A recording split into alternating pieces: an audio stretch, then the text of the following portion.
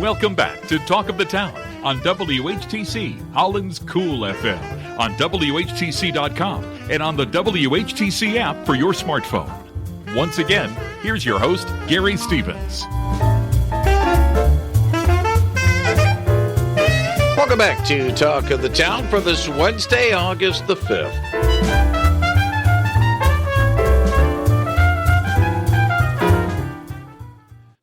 It is the first Wednesday of the month, and that means we get an update from the ODC Network. And joining us today, Lexi Casper and Maya Kleinerman on the other side of our table this morning. Ladies, good morning. Welcome. Good morning. Good morning. Good to see you. And if you have a question about what's going on with the ODC Network, they'll be happy to answer it at 616-395-1450. Of course, we've had Lexi on before, but Maya, you're relatively a new person to us, so tell us exactly your role with the ODC Network. Yeah, I'm the sustainability specialist at ODC Network. So my job covers a lot of different aspects of our organization, but I mainly work in partnership with the City of Holland, supporting their sustainability education plan, and Dan Boersma at the City of Holland, who's the sustainability manager. And then I also work with all of our preschools to develop our food waste initiatives. We have industrial compost bins at almost every single one of our preschools. And so all of the food waste that our preschoolers go through every day is then composted with Organicycle. And yeah, I do all of the sustainability tracking and reporting of all of our energy and water usage across all of our sites. Now, keep in mind, those of us who grew up and we were always told by our parents, finish, eat, clean your plate. Make sure you eat everything on the plate. There are people starving in India or China or Africa or whatever, but reality is. Yeah, unfortunately, due to licensing, most of the times our kiddos, anything that they touch has to be disposed of. So I think every year we're able to offset almost 15,000 pounds of food waste from going into landfills by composting it. Yeah, so indeed it is a necessary evil to be able to handle that situation. Lexi, when you were here, we were talking a little bit about the Makatawa Water Festival. Everybody was so excited. Absolutely. Smoke gets in your eyes, and unfortunately, smoke has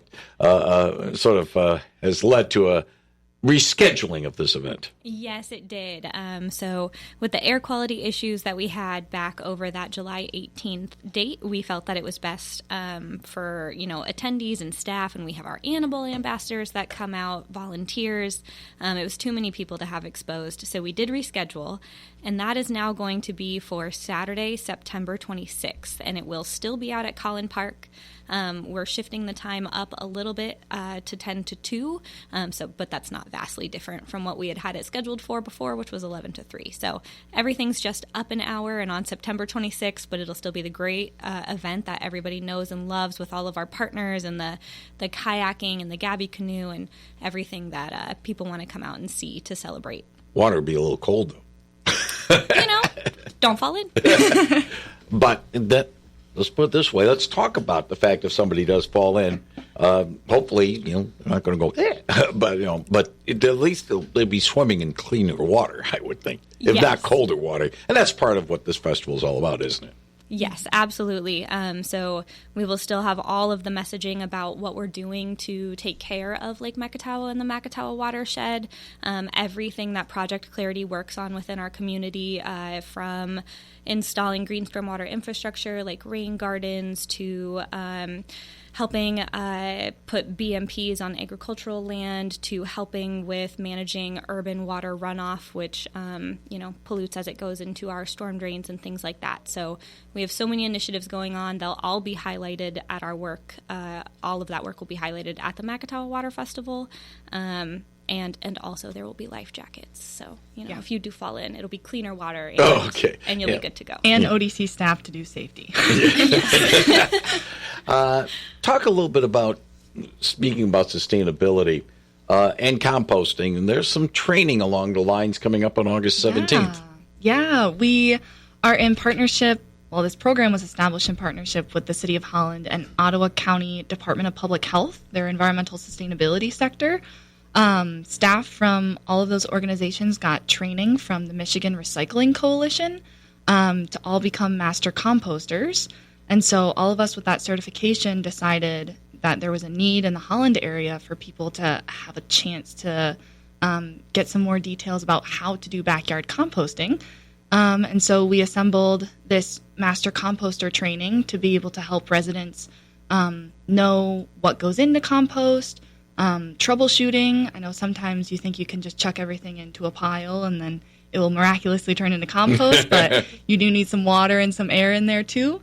So we have a couple guest speakers, a local vermicomposter, Ken Freestone, who a lot of people know that works really closely in the community in regards to compost, and then a soil scientist from MSU Extension to be able to talk a little bit more about soil characteristics and how that can affect compost. Ken, I'm gonna plead ignorance on this, but I'll bring it up anyway. What can people do if they want to compost within their own home? Not just, backyard composting. Yeah. Because it's one thing to have a big setup for a neighborhood or anything like that. Another about a home situation. Yeah. I guess my highest recommendation would be to get a vermicomposting bin, which is essentially when you have worms that live in a kind of like a Tupperware container in your house. And they are the ones that then will eat all of the food and cycle it. So it's like feeding a pet type of thing. But the worms are able to process through all of the food. It really should be outside.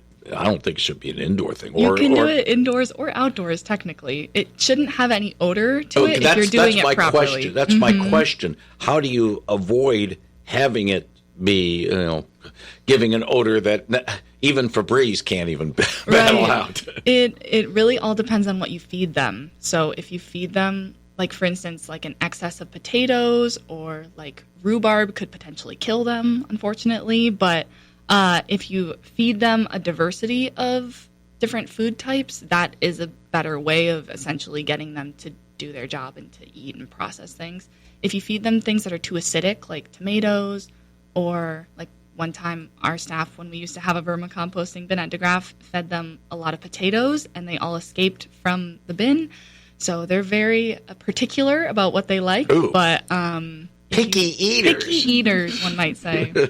Don't throw the pizza in there. Greasy food is a big no-no. So not just greasy, but the tomato sauce, and that's not good either. No, but vermicomposting is one option, but also people like the little turn composters that they're like a black little bin, and you can just put it right out on your deck, and it's very well contained, and the sun heats it up, and then it can turn into dirt again. Yeah, that's the thing I want. Again, I'm showing my ignorance, which is fine. I always step where people fear to tread, and anyway, what you do afterward. I mean, and you get the stuff out to be composted, and then convert it into fertilizer, perhaps, or anything like that. Yeah, there's this thing that you can do, which we talk about with native gardens. Where you can sift essentially your compost to get a little bit of those smaller particles out. And then when you take those smaller particles and mix them with water, it makes something called compost tea, which is essentially like a natural fertilizer. Like it's a great boost for all of your native plants, for your garden. And so instead of putting your compost kind of around the base of plants, you can literally water it directly onto it, which the plants are then able to process those minerals more efficiently.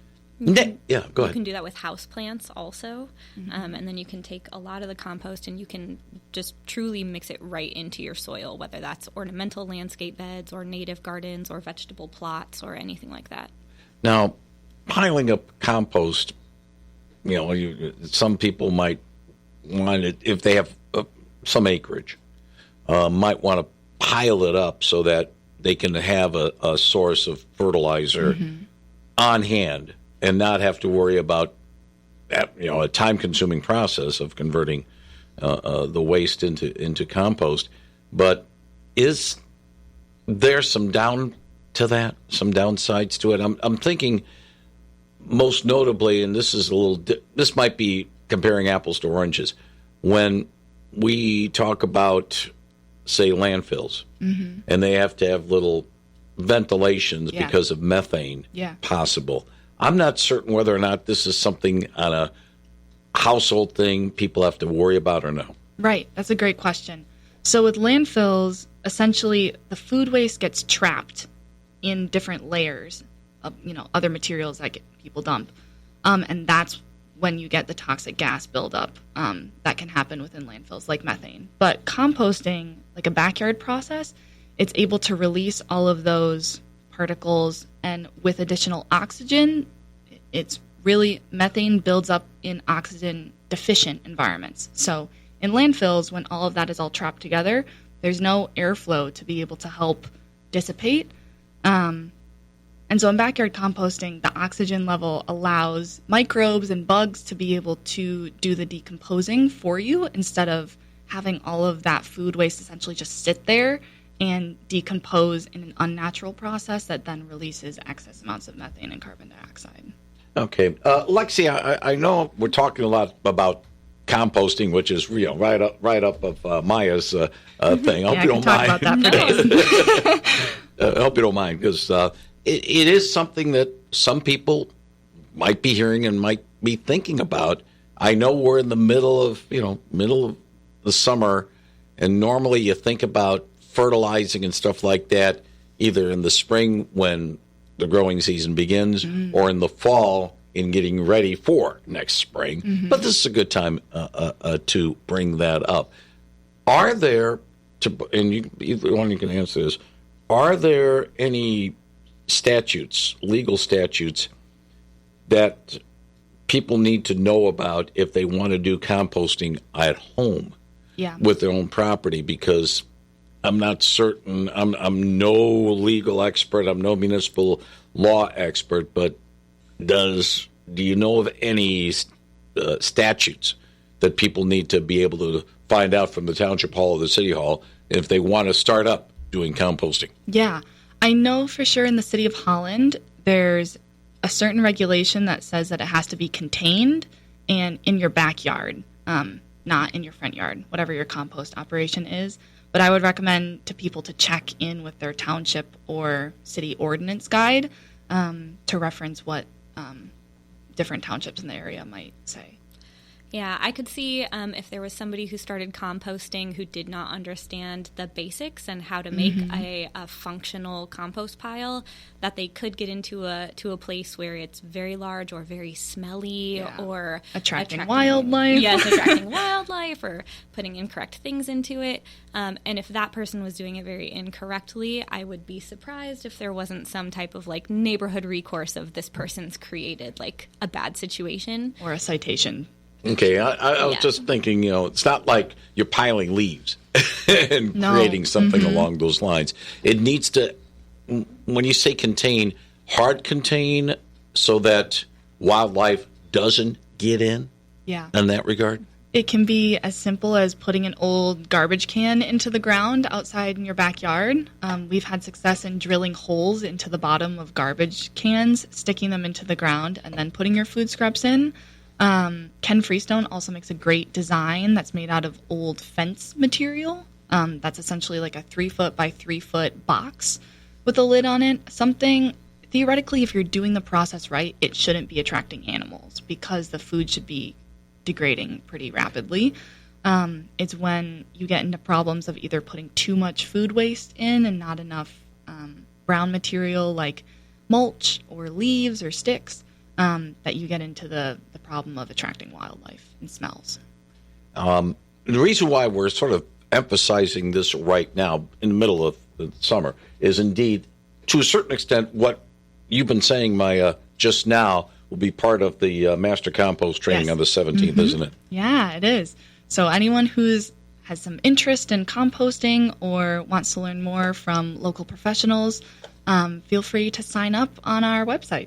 And it will be held at the DeGraff Nature Center. At the DeGraff Nature Center. So it will, it might be something that you don't have to be a green thumb No. to be able Yeah, you can start to handle square stuff from that scratch. might be brown. Yeah. You have to think of some humorous way to put this. I noticed, Lexi, on the Facebook page for the ODC Network's Outscore Discovery Center, one of your corporate partners is helping out in trying to clear out some invasive trees, shall we say, in a very prompt manner. Yes, we are so thankful for the corporate partners who come out and help us take care of those invasive species. I think they were working on autumn olive and buckthorn. So commonly you'll cut them down and carry them out, and then I'm assuming our conservation services team probably went in after them and treated the stumps to make sure that they are no longer going to be a problem. Now, how does ODC be aware of situations such as this? Is just as simply from the public? Is it municipalities or what?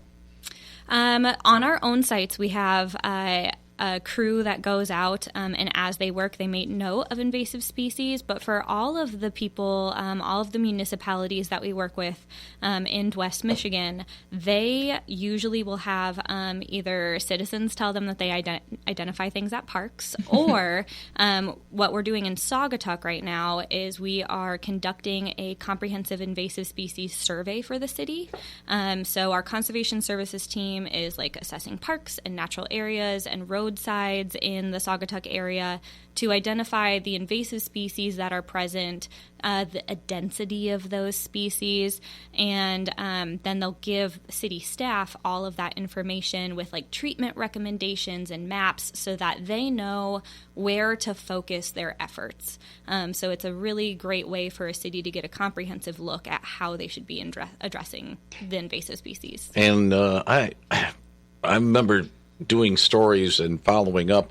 That area in Saugatuck has had a long-standing relationship with ODC Network on this. I mean, they've been dealing with invasives for a number of years. Yes. So every community everywhere has invasive species. A lot of them either partner with places like ODC, which we love doing in West Michigan. Throughout the state of Michigan, there are also cooperative invasive species management areas, also called SISMAs, that go out and do a lot of invasive species work. So it is a huge partnership, and it's something that we all have to be working towards the same goals of eradicating these invasive species, or otherwise it will not happen. Question then becomes, I don't know if you can answer this, Lexi, is which is the bigger problem? I mean, a few years ago there was the emerald ash borer, and we've had other little insects that have piggybacked into this area and have caused no end of trouble.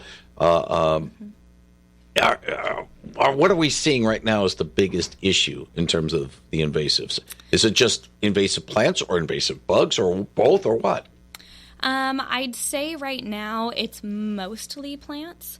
I think what a lot of our CS team does is handling like the autumn olive, buckthorn. They did a lot of work on Mount Baldhead in the Saugatuck area. There's also, I know we aren't currently working with them on this, but I know that Saugatuck is looking at the milfoil present in their waterway, because that's an invasive plant and that's an issue. We do have hemlock woolly adelgid in the area, which is probably our biggest insect problem at the moment. But the team does do some treatment for that. It's less of an issue down here, and we're really trying to stop it from moving up north. And then on the horizon would be a spotted lanternfly. So that's an invasive that's been detected in Michigan. It's not like currently established in this area and causing huge problems, but the world of invasive species is comprehensive and fast moving, and so there's a million things that they're keeping their eyes on at once. Aqua, for lack of a better term, water invasives. Is that something ODC is involved with, or is that something a little bit different? I believe that we've done some surveying in the past. We do keep an eye on what's in the area. But currently, like, treating invasives within waterways is a whole other, like, subset of skills, permits, special products, like, it's a whole thing. So we absolutely keep an eye on what's happening, but we don't currently treat. Okay, I just was kind of wondering because I think they were. We did a story, I think, last week or 2 weeks ago. Yes. Some invasives that are trying to get out of some of the waters. Yes. Although we don't currently treat, we do have other like programming efforts that we do. So we hold the Lake Allegan Carp Derby down in Allegan County, where we remove invasive carp from Lake Allegan, and it's all about aquatic invasive species. We do a lot of clean, drain, dry boat programs. So we'll during the summer we'll go sit at boat launches and talk to people. Putting in at the water about, make sure you clean, drain, dry your boat. Would you like us to take a look at your boat trailer and see if there's any aquatic plant species we can remove? So we do a lot of community outreach about aquatic invasive species because we do want people to know that they spread very easily.